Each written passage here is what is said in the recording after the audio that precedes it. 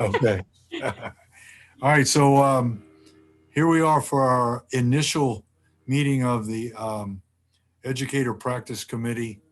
And I'm going to talk for about 30 seconds and then we'll get to work. I'm not a long meeting kind of a guy, but I just want to, this is just for us to try to figure out what we want to do and what direction we want to take. My boss, Caitlin, told me that we need to have a plan by the end of the month so we can put that in place. So now that we have all the planners here, plus me, we can get to work on that. I gave you, or you got these documents, the teacher attrition document and the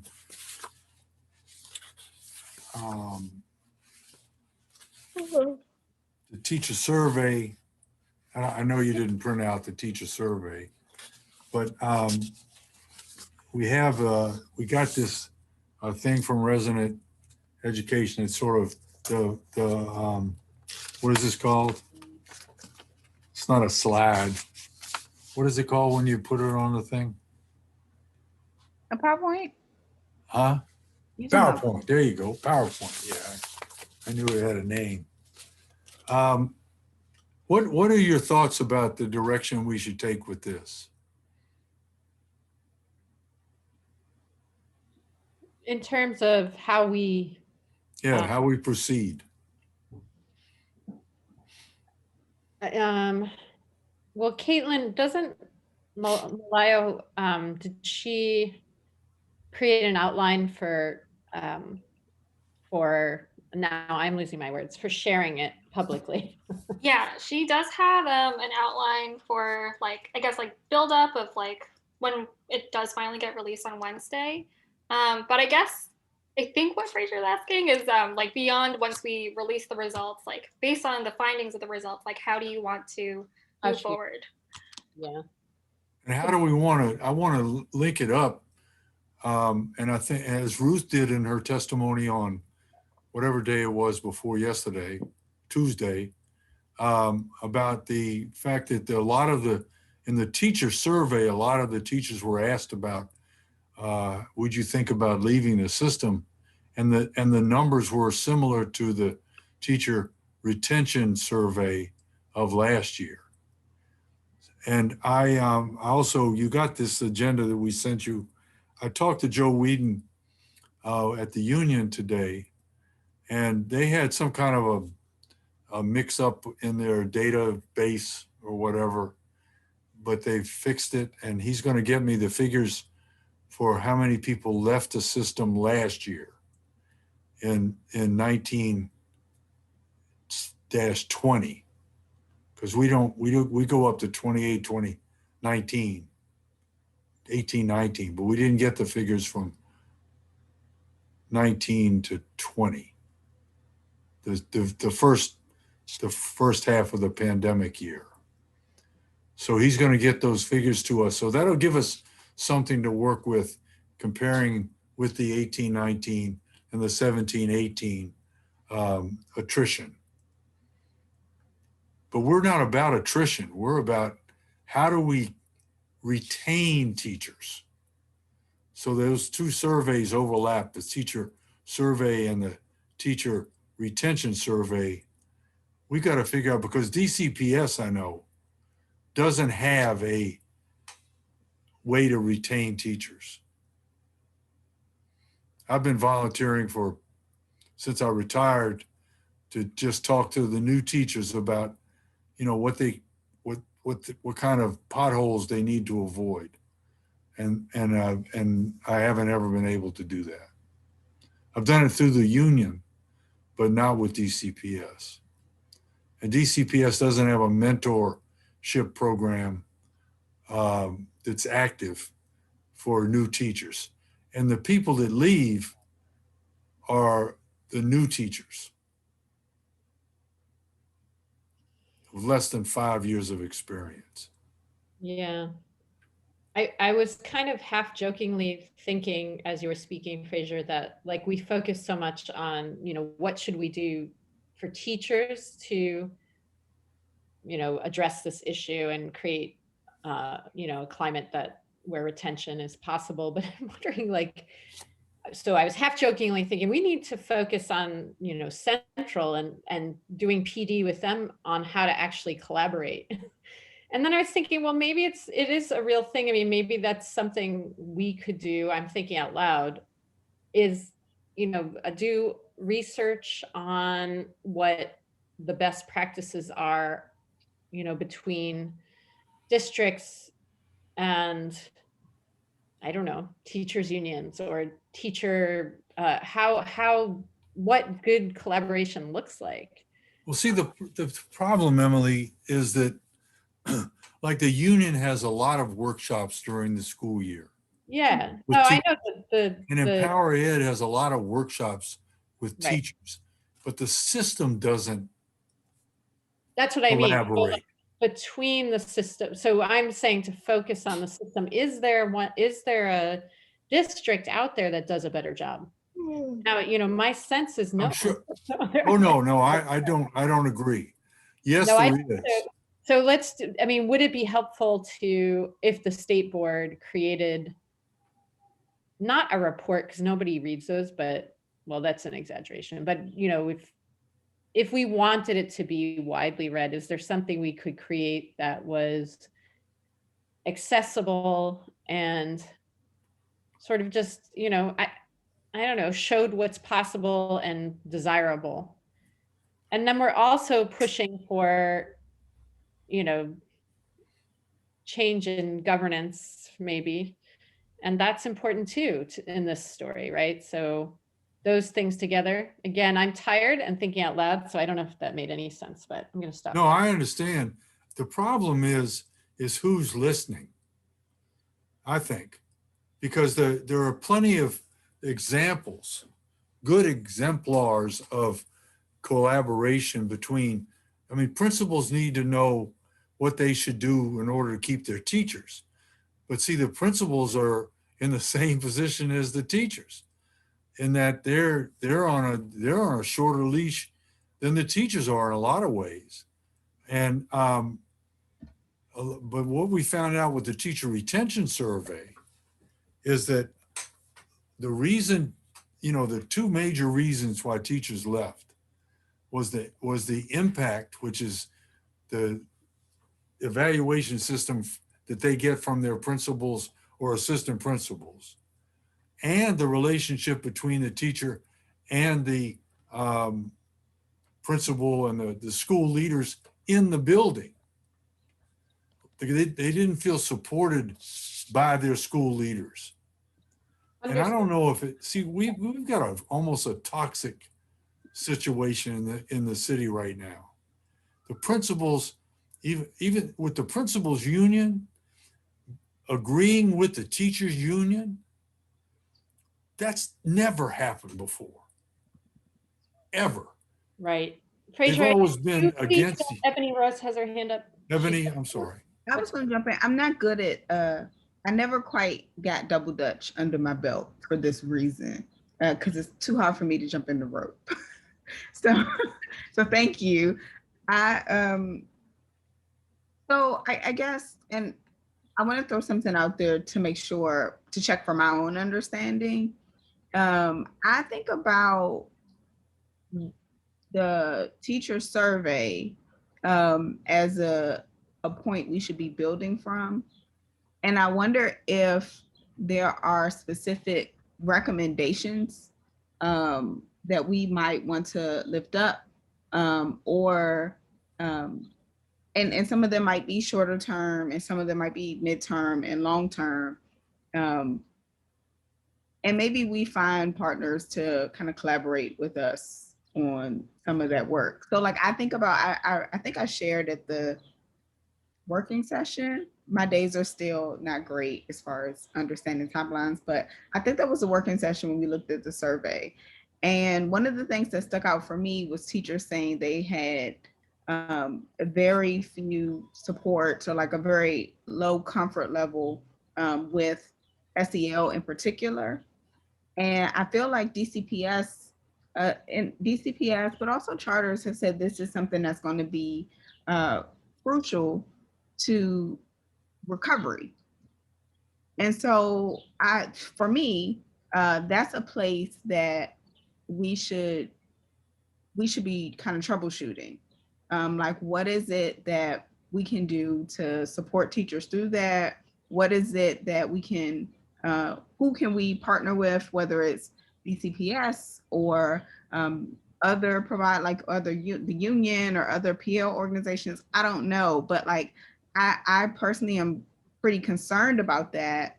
And honestly, when we had the presentation on SEL, from DCPS and others, as much as I think the things that they talked about were good things and are key interventions, I'm sorry, but that was not SEL in practice.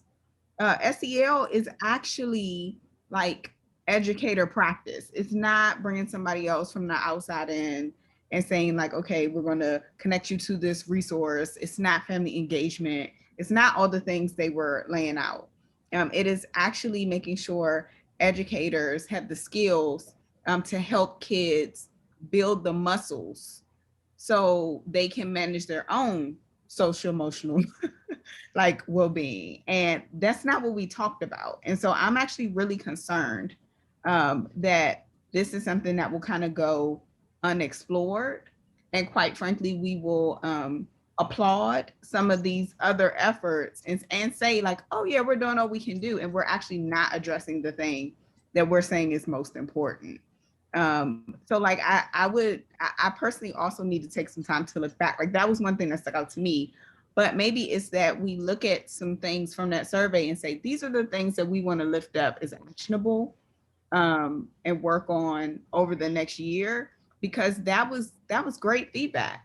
And that's what makes people say like, oh yeah, I'm going to chime in and I'm going to respond to this thing because I trust that you'll do something with it. No, that's great. That's great. The last year I was at Cadoz, and I've told this story before about how restorative justice, we were a restorative justice school. I had restorative circles in every single one of my classes. It was the first thing I did every single morning. And it gave momentum to everything we did in the class just by sitting in that little circle like my wife used to do with her 3 and 4 year olds. When before they did anything, they had a circle time. And we had a circle time every day. These are seniors in high school. And it was just like, what's your favorite food? And everybody would say it. But it calmed everybody down and it brought everybody together. Now I was a manipulator because the questions I was asking most of the time had something to do with what they were going to do in class, but they didn't know that. It's like saying, you know, have you ever felt like you were jealous? And people talk about it for 5 or 6, just a quick 1 minute description of when they were jealous. And then we go to Othello. You understand what I mean? And I manipulate them as their teacher. But the thing about it is we did that with attendance. We did it with everything, and it really worked. But the system, and they have it in their bag of tricks, but they don't implement it. And what you're saying, Ebony, is so true, is that they don't act on things. They're just there to get a check. And they're there to please whoever's over them, rather than worry about the parents and the teachers and the students. So I think we need to be proactive as far as pushing the system. And the one thing we do have, the only thing we have as the state board, especially in this pandemic time, is we've got visibility, which the state board was, as far as I was concerned, was completely invisible the whole time I was teaching when it became part of the Fenty's program. But we're visible now. People are coming on and 50 people testifying, and They're watching it on YouTube and Facebook and all this other stuff. So I think that's a great idea. That could be what we do, is just talk about, making kids and teachers and the parents comfortable again. Can I make a proposal based on, I just put this in the chat, but I'll just say it to you that maybe what we could do for next meeting is go through the report and each of us highlight some of the points that we think might be both, most pressing and also most actionable, and bring those back to discuss and maybe choose one or two to focus on in some way. We can figure out together like what would make the most sense, whether we want to do webinars or whatever, what would be most useful, training, PR, all of the above. I don't know. So that's my proposal. Yeah, I think that's right. I think that's what I had in mind. Like that, for me, like when I looked at it, and that was something that like stuck out, because I was like, okay, what are the highs and lows of this thing? But figuring out like what's actionable and then where it aligns with what the school districts are doing now would be great. Like, because we can't, I get that we can't tell people what to do. But I also understand that like the best partnerships come out of when there's a shared interest. And if we can identify like some actionable shared interests, I think good things could come out of the work that's been done on what I think was actually a quite informative effort.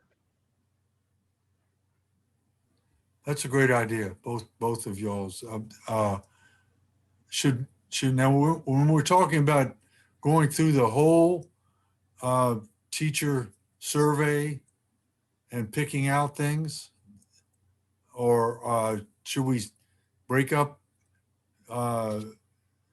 Take each one of us take a quarter of it and do it, because it's about, how long is it, Darren? It's like 100 and how many pages is it survey? I know that I don't think it's 100, might be 80 or something like that. The most recent report is only 50 pages long. Okay. Of which only 20 of them are actually like content. The rest is appendices. And so, yeah. Well, okay, you're right. I was, why don't we, do we have any, I'm not comfortable in being the leader of a group of peers. I'm a much better leader who just delegates authority, but I don't have to, but I don't try to, it's, here I am delegating. How do we want to do it? I wouldn't mind going through the whole thing myself. I don't mind doing that either. And I feel like for me, it would be helpful to go through the whole thing. And, I don't want to tell others what to do, but I feel like it would be helpful if we all did it, just because then it would be, we could compare sort of, well, I highlighted this. I don't know. I think it would be edifying to see if somebody highlighted something I didn't, and to hear why, and vice versa. That seems valuable to me, to be able to discuss all of the points. Why don't we, how about a top 10, like a David Letterman top 10 hits of the, and we all come back with 10 items that we think are important. And then we can do that melding of the, is that too many? Alex, were you saying 3, or were you saying? Yeah, I'm thinking, and I'm new, right? But it's been really cool to see so many of the resolutions we've actually passed acted upon so far, right? And they've been very, very specific. So I think my gut instinct is telling me, if we give a lot of recommendations, I wasn't saying it would be really difficult to act upon. But if we agree on, hey, this is a priority, recommendation that we have, and we really shop it around, right? And we say, we talk with teachers, we talk with principals, we talk with families, and get feedback on that particular recommendation, and draft some kind of resolution around that. I'm feeling optimistic given our track record. Good. I wasn't saying keep 10, but I was saying, but I think that's a great idea that we could narrow it down to, we don't want to have 10, because that, you know, if somebody even reads it, it's not, we shouldn't be prioritizing. We should be, in a resolution, we should be presenting what we think are really important and things that should be worked on, right? I would go further than that, Fraser. I think that gives the work to someone else to then act upon it, to come up with the solution, which I think is unlikely. I think my proposal would be that we come up with a actionable solution that it's very hard to not act upon, right? It's a very clear suggestion that can be made to someone. It can be the DME, to DCPS, to OSCE, right? What is the change? What is the policy change that we would recommend and advise? I think the more specific, the more likely it is to be acted upon, versus another, you know, I think people get the problem, but don't necessarily know how to solve it, right? And maybe, you know, maybe that's not true. Maybe people really just don't get the problem. But I think given what we saw in the last couple of days in those testimonies, people raise this, right? I think people at the council level, at the DME's office, know this is a problem. What is a change that we can actually advise can be made that can solve it, right? That to me is much more difficult. And I think that's the work that I would be super interested in working on with this committee. Great. I'm just wondering about, because I don't know how often we should meet, but I think I don't think we should just meet once a month. But that's just me. But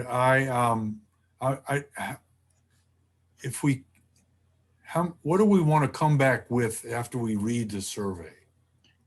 I would say 3 to 5. 3 to 5. 3 to 5 things that we whether it was thought was important, highlight, you know, 3 to 5 things that we thought were important. Great. For discussion. And I would tend to think, since it's our first go at this, that we should do 5 and see what, you know, and Alistair, the last time you said something about being new at this was the last time you said that. I don't want to hear that anymore. I don't look at you as being new. I'm older than everyone in the city, and so everyone's younger than I am, but I'm not looking at that. I have children older than everyone on this call. All right. And that's fine. But I know, and I told you all this before you even ran, or while you were running, you know, I know how bright you are. All right. So, you know, don't sell yourself. And you watch television for the last 2 days. And believe me, just because you're older doesn't mean you're smarter at all. You can get smarter and be real smart by the time you get old. But then on the other hand, you could be president of the United States and you could be a year younger than I am and you didn't know anything. So that what I think 5 is 5 good. We're going to read the survey closely and pick out the 5 points that we think are important that we want to focus on. And then when we meet again, okay, let me ask, this is sort of off of the topic, but should we what is the deadline for that? Do we want to report back online? Just as send it to everybody, send it to Caitlin. and I actually Caitlin, made the suggestion that some of the work will probably be like homework and be offline, just because we do have to make a committee report by the April working session. So I don't know if people feel okay with coming up with those 3 to 5 things before April 7th. Oh, heck yeah. Okay. Look at us, man. We're the smartest people in the room. How about by next Friday? Yeah, I agree. And then This isn't brain we- surgery. This is brain working. should we send them to Caitlin or to you, Fraser? If you send them to me, I'm going to send them to Caitlin. So Okay. send them to both of us. I mean, yeah. Or I guess we'll just Send it to everyone. Yeah. Yeah, Well, why there's, don't we and, send- then there's two extremes here, right? There's either we all give the same 5 or we all give 5 different things, right? we'll see what it is. Yeah. I think, you know, depending on where on that spectrum we fall, the task will actually, I think the more difficult task will be to decide how we as a group prioritize. Right. So I guess if we get that by next Friday, and Caitlin, if you could just share it all back to us, and then we can kind of think about how much we need to discuss, because then that doesn't solve. Caitlin, is that what we're being? What are you hoping we have by April 7th? So if we have an accelerated deadline of all of us coming up with those 5 things, then I think by April 7th, we can maybe have a preliminary working plan or a suggestion of how we want to move this committee forward. I think that would be a great thing to be able to share out. Just to say, these are the finalized actionable steps that we do want to push forward, and sharing it with the rest of the board. I think that would be productive. Yes. Emily? I just have a question. It came up somewhere that Mary Levy is maybe going to do a follow-up report on teacher retention. And I didn't hear any details. Is that related to this work at all, or can it be? And I'm just asking because, you know, part of the reason, I mean, we need to have our plan by the next working meeting, just because all the committees do. That's what we decided.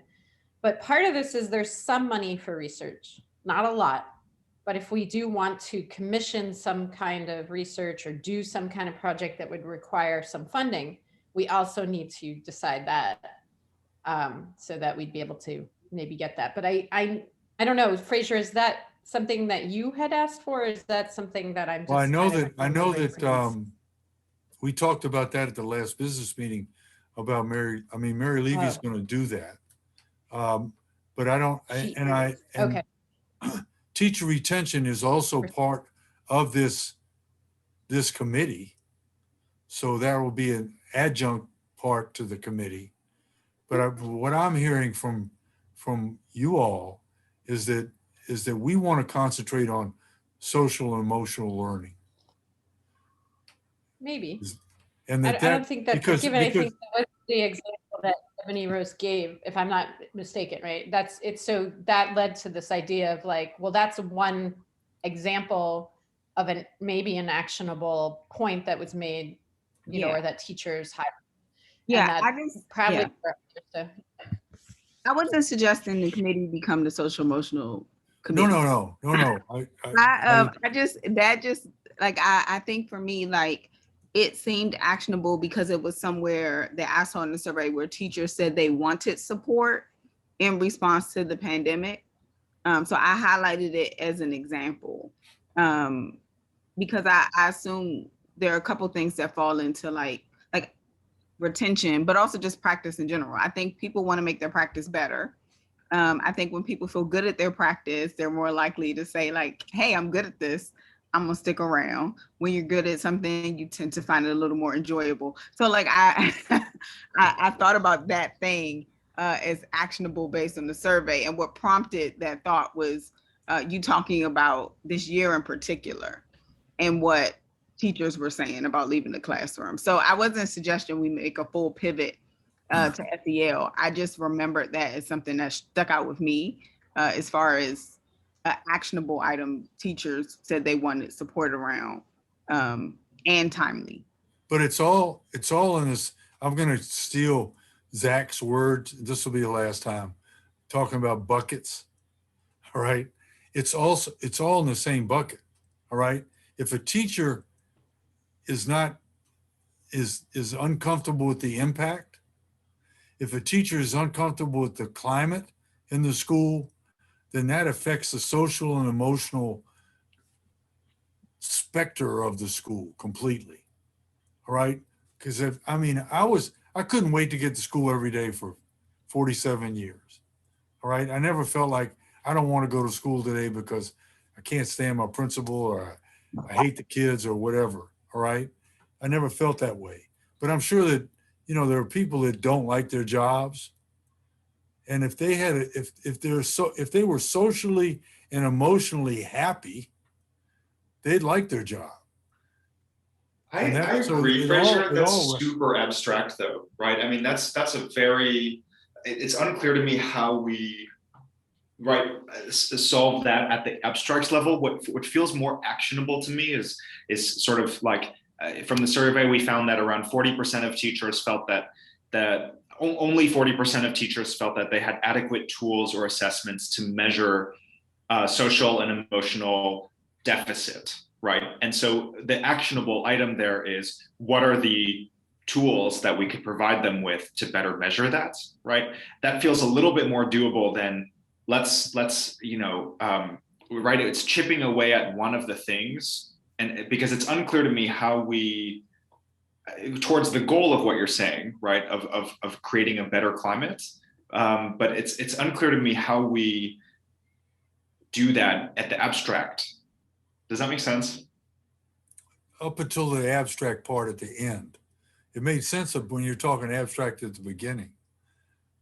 But I think that I think I'm thinking a lot about sort of what is actionable, right? So if like a majority of teachers reported that they do not believe in the fairness and credibility of teacher evaluations. What's actionable there is thinking about what a fair way of doing evaluations is, right? And that to me feels like, okay, that is something we can work on. That feels very specific, right? Good. But rather than I think what's abstract is, we're gonna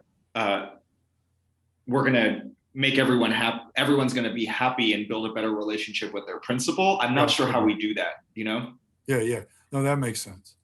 And I think that when we do our deep read of the survey, that we're going to come up with answers for what Alistair is talking about. All right, because when you explained that part about the teachers not feeling comfortable with their evaluations, I would imagine that it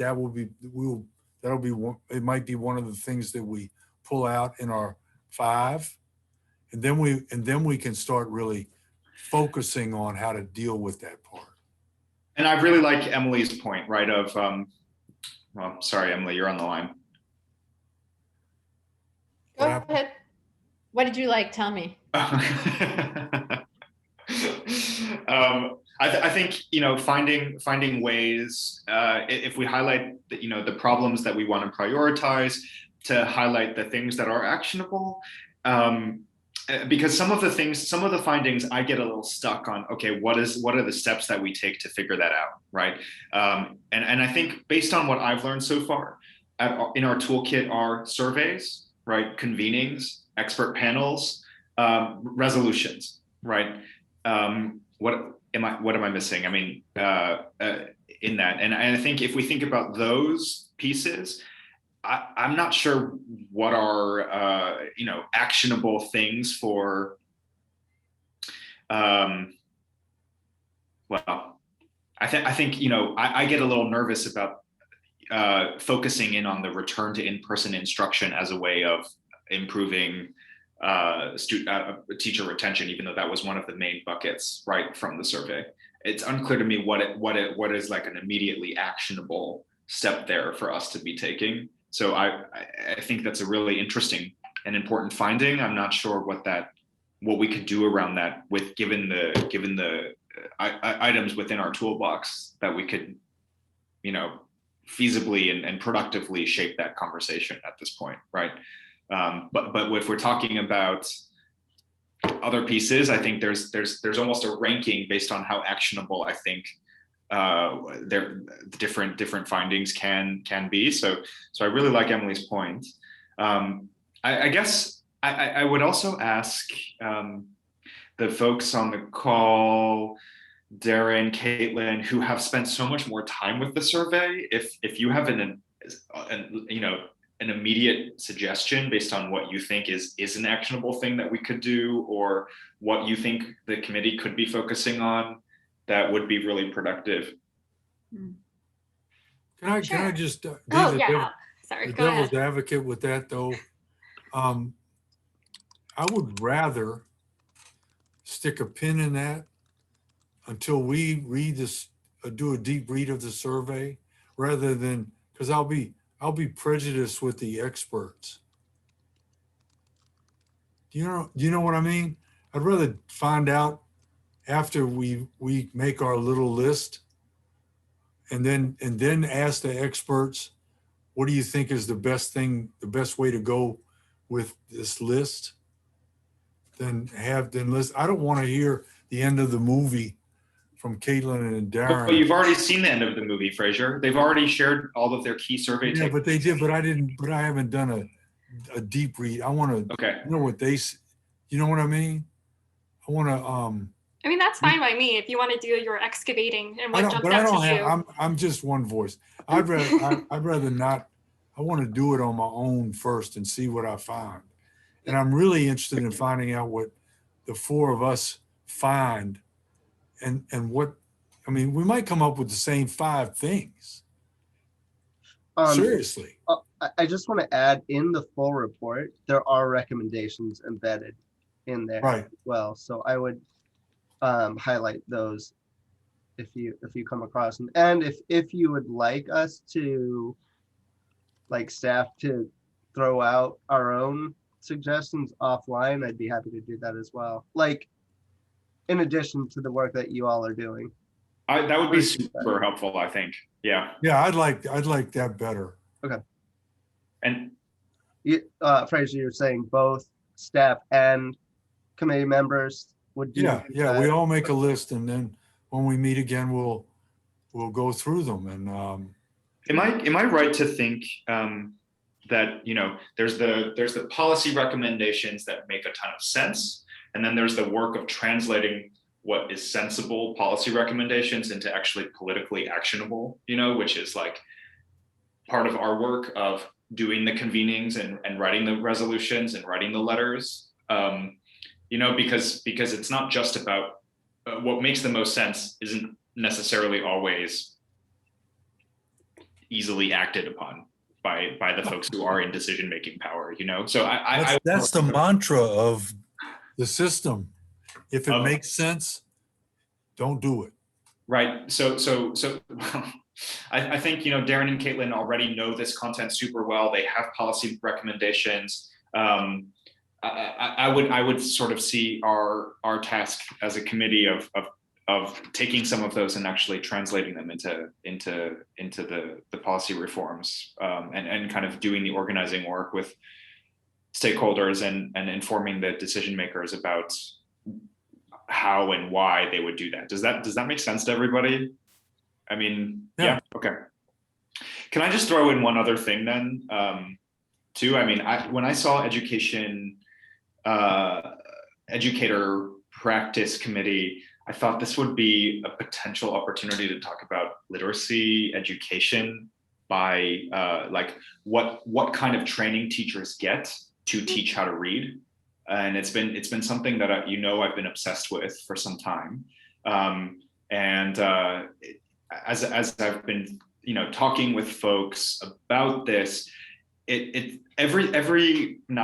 most of the literacy specialists in schools that I've talked to have said that they would like to see more funding for the DC Reading Clinic, which is a program run by DCPS that supports teachers to learn how to teach how to read. And it's a community that they've built out, and there's a higher demand than supply for it. I don't think it's gotten a lot of public attention, and I'm curious to see if that fits into what we're doing in terms of thinking about how we support teachers who want to receive more training in literacy education to get those resources to do that. And also think through sort of, you know, if where are we right now, right? Because my like anecdotal evidence that I found when I talk with folks is that no one studied how to teach how to read in a Masters of Ed program, right? It wasn't part of any professional development work that DCPS provided everyone, right? And so people are fumbling around and finding their own resources to learn how to teach how to read, which is not a super great practice, right? And I think, so for me, that's one thing I would be interested in exploring on this committee. And I don't know if or where that fits in. I think that any educator practice is viable. And I think that I can remember I did take a class in reading when I was in college back in the 70s or 60s. And I had a big old green textbook called The Teaching of Reading. All right. I mean, it was a big, thick textbook called The Teaching of Reading. But like you said, they don't focus on that. And it's hard to teach reading. You know, you gotta be taught how to teach reading so you can teach reading. Exactly. That's it. Right. And so thinking through sort of how we support that pipeline is really interesting to me. I don't think that's I think that can be easily part. I also want to just add quickly. So the Educator Practice Committee, in terms of like its charge and its like purview, accreditation and certification of teacher prep programs is on there. So that totally fits in. Okay. So we can continue talking about that. That's really interesting. I think it's almost counter to retention and recruitment, though, if we say we're going to make everyone take it. I don't want to force anyone to do a PD, I guess. I don't know. I struggle with that a lot, given the climate we're in. But I think, Alistair, you know, what is that center called again that you mentioned? The reading clinic. Yeah. So we had folks come from the reading clinic a couple years ago, and they were great. And the program is really important, but it's really small, right? It's really small. Limited. There's a wait list to get every time they run it. Yeah. And I think teachers want that kind of intent. Yeah. I mean, a lot of teachers do. You don't have to force it. You know, I think if it was something that was made available, teachers would avail themselves of it. And so that is very actionable. It's very specific. And, you know, what we heard from teachers who had gone through it was that it was a game changer for them. Now, I'm sure, you know, we'd want to look at research on it, but I think, I don't know. I mean, it kind of goes to what Ebony Rose was saying earlier about when teachers feel like they're able to do their work well, they tend to, you know, it's an efficacy thing, right?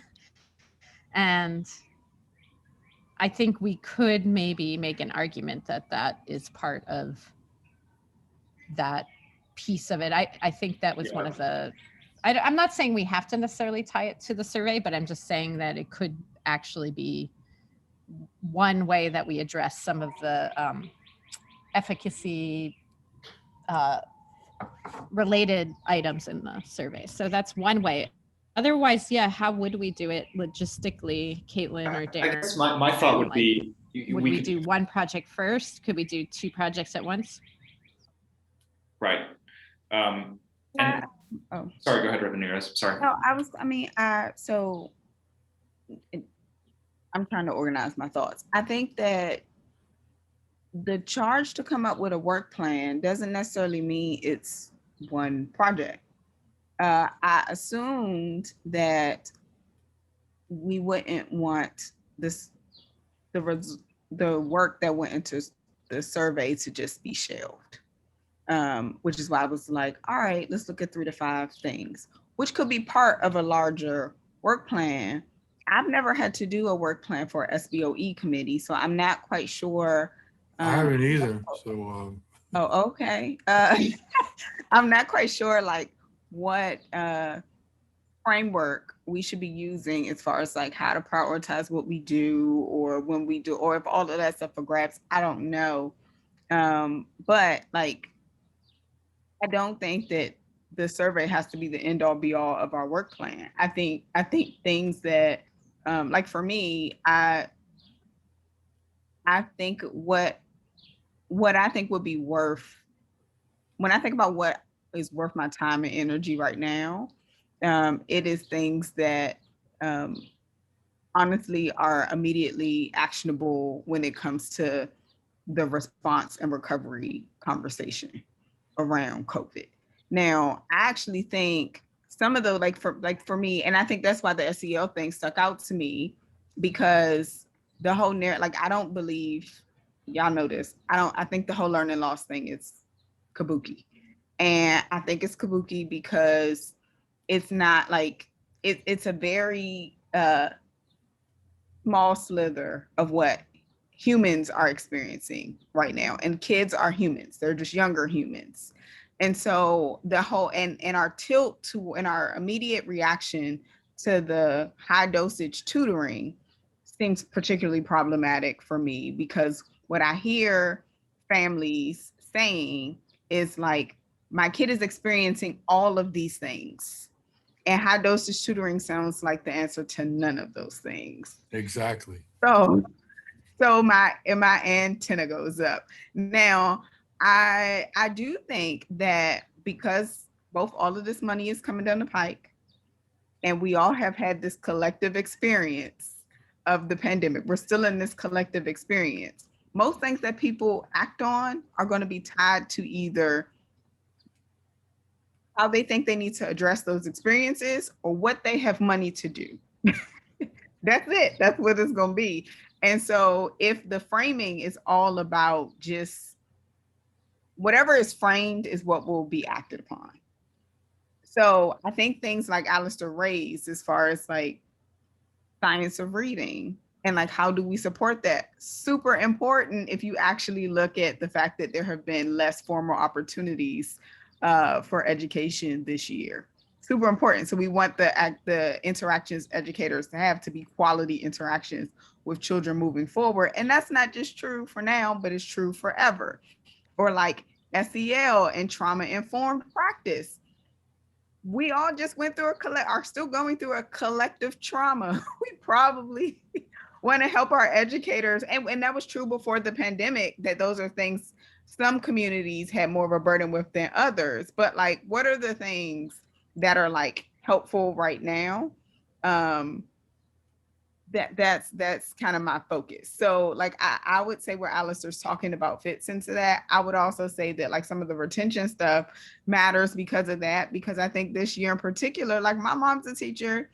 I think she's got 1, maybe 2 more years before she can like formally retire. She literally put in the request for them to do the math on this.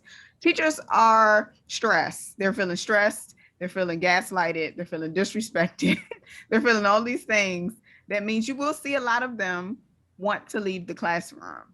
And so it's not so much that like, I think the committee has to be formed around retention and recruitment, but like we're about to see so much come down the pike that's going to matter as far as response and recovery. Like though, and not that COVID is the end all be all, but it is actually what's happening in the world right now. And so I want, like, that's my frame for like what matters. But that's just me. So I don't want to presuppose. It's not just you, Ebony Rose. Trust me, it's all of us. The thing about it is that, and what you've articulated is the new reality of what education is going to be. All right, all this stuff about new normal and stuff, you know how I feel about that. Yeah. And it's not going to be, we don't want normal. We don't want to go back to what it used to be. We want to be innovative, and we as a committee can be revolutionary with our innovation. That's what I want to have happen. I want us to lift our voices up and yell at the system to change, because it's not working now. And they keep, I mean, the answers we got yesterday from the school leaders, well, there weren't too many answers to begin with, but the lack of answers was telling, because they didn't have any answers. One thing, can I just respond to one thing you just said, Fraser, which is I think one of the value adds that the state board can bring is showing what is possible and what's best and giving that to other advocates to use as a tool. And that's how I would kind of frame it. I don't, the problem with our agency is nobody has to listen to us no matter how loudly we yell at them. Right. So I think, what I've come to realize is that when you bring the solutions and you show how great they are when they work well, that's something that even if the system leaders don't pick it up, at least other advocates can pick it up, and practitioners can pick it up and they can use it. So that's just one way to think about what we're going to create. I think that's my thinking about it.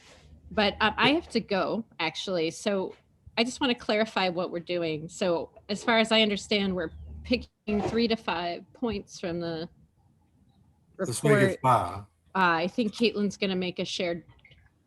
Okay. But Caitlin's going to create a shared doc. Mm-hmm. We're going to try to write a sentence or two about like what might be actionable about it. Mm-hmm. And then I don't know, Alistair, I do think that, the literacy piece is huge and important. So I don't want to leave that off.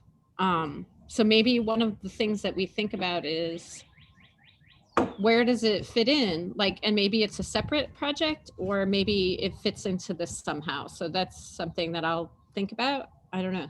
I just But I want don't think we should. urgency to it, Yeah. which is that Aussie is figuring out how to spend their $16 million federal grant right now. And I would love for them to be thinking about this piece of it during that process. Yeah. Yeah, I think that it's I'm gonna stick with 3 to 5, because just in case I don't come up with 5, I'm covering myself now. 3 to 5. Not 7. 3 to 5. Not 7 for sure. Yeah, 3 to 5. Actually, Got it. based Go. on the survey. And if there are other things that fit into the educator practice that are actionable now. So I think of what Alistair outlined as far as the reading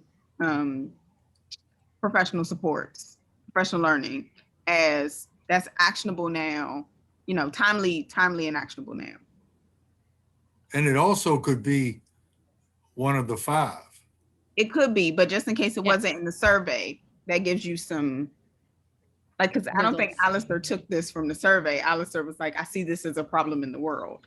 Oh, no, Alistair. Alistair ran for the board based on this. Right. Yeah, that was his program. So Just like when Emily was just talking about, she wasn't talking about other stuff.